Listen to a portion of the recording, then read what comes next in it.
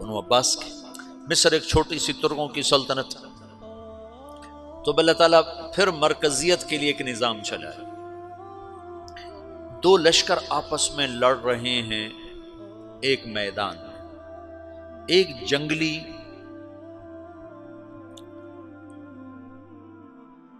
بدوؤں کا قافلہ، جنگل کے لوگ اپنے قبیلے کو لے کر، ایک جنگلی قبیلہ اپنے سردار کے ساتھ نقل مکانی کر رہا ہے ایک جگہ سے دوسری جگہ۔ اللہ کا نظام کہ یہ لوگ چلتے چلتے چلتے اس وادی میں پہنچ گئے جہاں جنگ ہو رہی ہے، دو لشکر آپس میں لڑ رہے ہیں۔ جب یہ وہاں پہنچتے ہیں تو ایک لشکر کے قدم اکھڑ رہے ہیں اور دوسرا غالب آ رہا ہے۔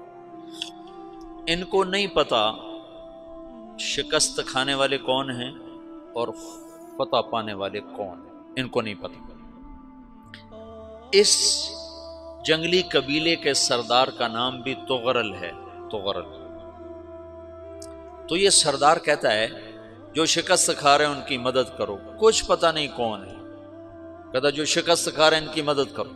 تو 400 وحشی جنگلیوں نے فاتح لشکر کے پیچھے حملہ کر دیا۔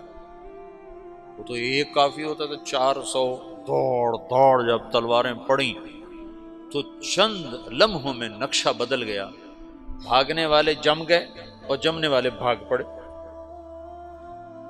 جب جنگ ختم ہوئی تو شکست خوردہ لشکر کے بادشاہ نے ان کو بلایا، اسے پوچھتا ہے مجھے جانتے ہو میں کون ہوں؟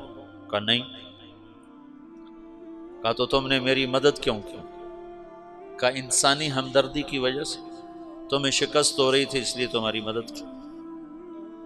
پھر اس نے اپنا تعارف کرایا، میں ہوں سلیمان سلجوقی، ترکی کا بادشاہ۔ مسلمانوں کا لشکر تھا اور تاتاریوں سے شکست کھا رہا تھا، تاتاری فتح پا رہے تھے، مسلمان شکست کھا رہے تھے۔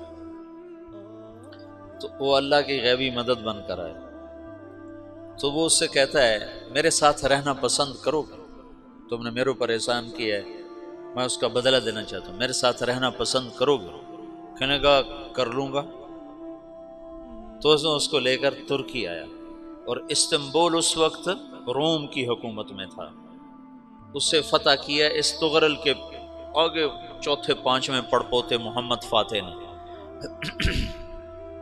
تو یہ استنبول ہے، یہ ترکی ہے، بیچ میں ایک چھوٹا سمندر ہے، یہاں ایک جاگیر ہے۔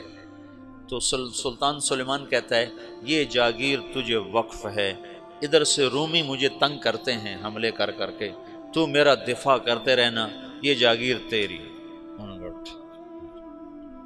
اس جاگیر پہ اس نے اپنے قافلے کو آباد کر دیا، اپنے قبیلے کو، اور ایک چھوٹی سی حکومت بنا لی، جو ایک صوبہ سمجھو سلمان سلجوقی کا، وہ ایک چھوٹا سا صوبہ ہے۔ وہاں جب یہ رہ پڑا تو پھر یہ ایک شیخ کے بیت ہوتا ہے، وہاں شیخ طریقت ہے، ان کے یہ بیت ہونے جاتا ہے، وہ اس کو رات اپنے پاس ٹھہراتا ہے۔ تو ایک کمرے میں ان کو ان کا خادم ٹھہراتا ہے۔ یہ جب کمرے میں جاتا ہے تو سامنے دیوار میں طاقچے پر قرآن پڑا ہوا ہے۔ تو یہ تغرل بیگ کہتا ہے یہ کیا ہے، یہ کیا ہے؟ تو وہ خادم کہتا ہے یہ کتاب اللہ ہے، قرآن ہے۔ اچھا، وہ اس کو وہاں چھوڑ کے باہر چلا جاتا ہے۔ وہ دیہاتی آدمی، جنگل کا رہنے والا، پہلی دفعہ زندگی میں قرآن دیکھا، وہ کہتا ہے یہ قرآن ہے، اللہ کی کتاب ہے، میں اللہ کی کتاب کے سامنے سو جاؤں، کتنی بے ادبی ہے۔ تو اس نے ایسے قرآن اٹھایا اور سر پہ رکھ لیا اور کھڑا ہو گیا، ساری رات قرآن سر پہ رکھ کے کھڑا رہا۔ رات کے پچھلے پہر اس کو خواب آیا،